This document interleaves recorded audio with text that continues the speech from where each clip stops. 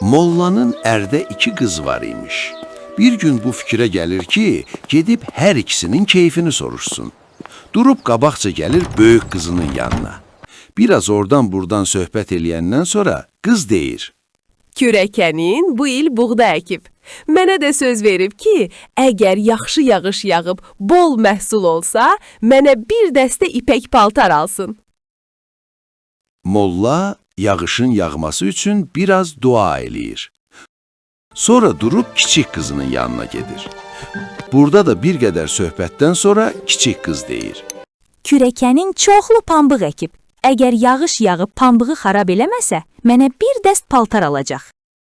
Molla burada da yağışın yağmaması üçün dua eləyir, sonra durub gedəndə deyir. Bala, dünyanın işi belədir. Bacının birinə yağış lazım olur, birinə quraqlıq. Atanın da əlindən o gəlir ki, hər ikisi üçün dua eləsin.